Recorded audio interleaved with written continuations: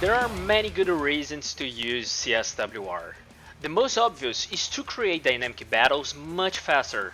In this video, I'll show you how to make a conflict easily scalable, going from this to this.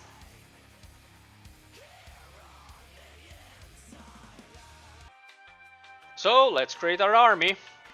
CSWR is super easy to install. Just take the zip from the GitHub link on this video description, follow these few steps, or through this playlist, check the video about how to install it. Well, here we go. Let's gonna open the management and population files. Make sure you are using a code tool like Notepad++. Don't worry, it's free and the link is also in the video description.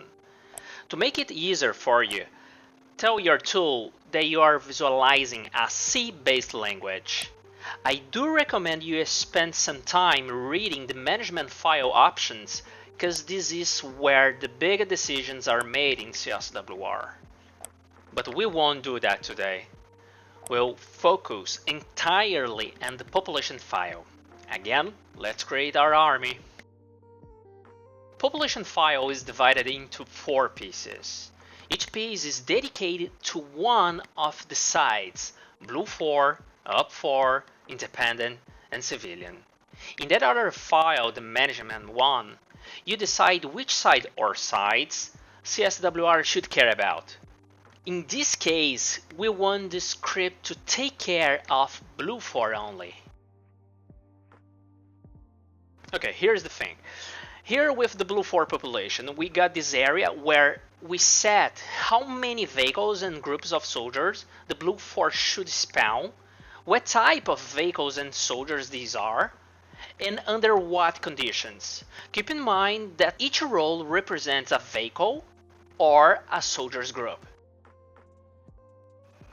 Each role is composed of columns with specific functions. In this case of a group of soldiers, we get a column that indicates their side, one that sets the type of spawn points to be considered, a column to indicate the type of this group, one to define its standard march formation, another for the group's initial personality, a column that indicates which destination cluster the group should consider to go, and finally, a column focused on the spawn delay that is gonna say that time the group spawns in the mission.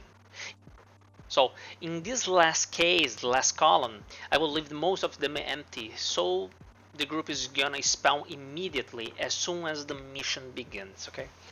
The first thing I'm gonna do is remove the sniper group. Since this kind of group asks for a specific destination cluster, let's leave it to another video.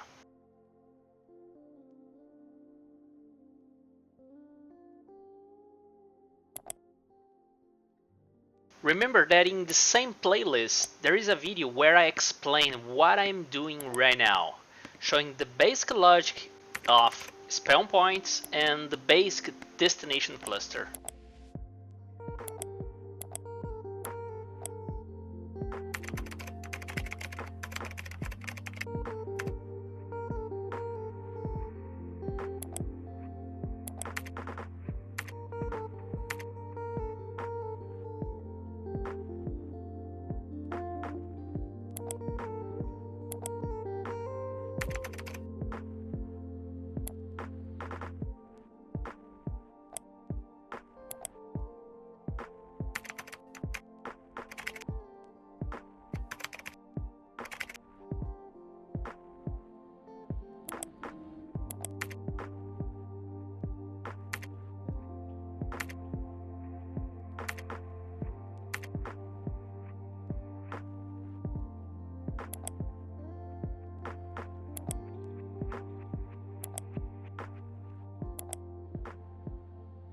Oh, that is interesting. Now running the mission for the first time, we can see CSWR debugging giving some information. And here is a warning. It says that op for management is on, but there are no spawn points available for them. Okay, I forgot to leave just blue for on for our test. Luckily, If one side has no spawn points or destinations, CSWR ignores any instruction it would give to the OP4 AI. This smart behavior ensures that no bullshit is consuming resources from you, and this is good. As soon as the mission begins, the CSWR starts to perform, organizing the queue of vehicles and soldiers that don't have a delay to spawn. Of the several initial actions behind the scenes here, one of them is to monitor the server's FPS in order to not let the spawn affect much the server performance.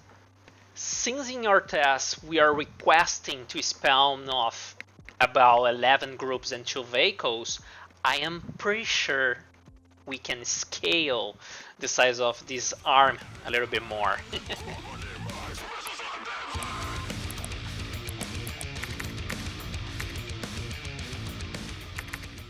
Yep, just to see the spawn of all soldiers ways up, I asked the script to ignore the vehicles for now, commenting these lines here. We save the file and put the mission to run once again. Okay, we did everything right, no issues from the bug though, let's hit the gas.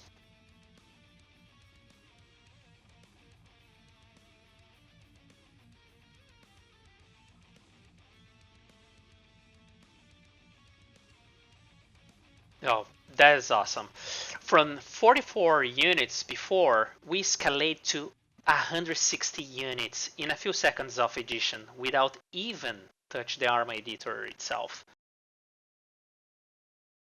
Think about it. As important as the role saying how many groups and vehicles Blue 4 will have, are how many types of vehicles and soldiers you're gonna deploy on the battlefield, right? That said, in the header of each side of the population file is a list of vehicle and group types. Use them as you like, setting them in the right column in the population rows.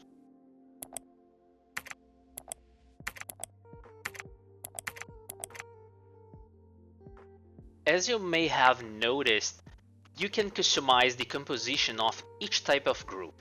Customize not only the type of the soldier, but also the number of the soldiers within the group. Let's make a simple tweak. Turn the heavy group into a group composed only of privates. Using Eden, find the unit you wanna use regardless of the faction or even the side. CSWR will take care of making all adjustments to turn those units parts of, in this case, parts of the Blue 4. Over the unit, right-click and through the log option, select to copy the unit class name.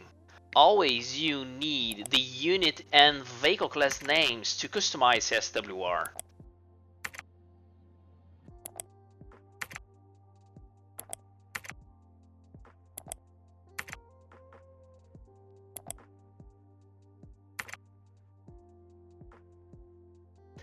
Despite vehicles use a similar logic, unlike soldier group, vehicles cannot be a group of vehicle. So just one vehicle class name for each vehicle type, okay?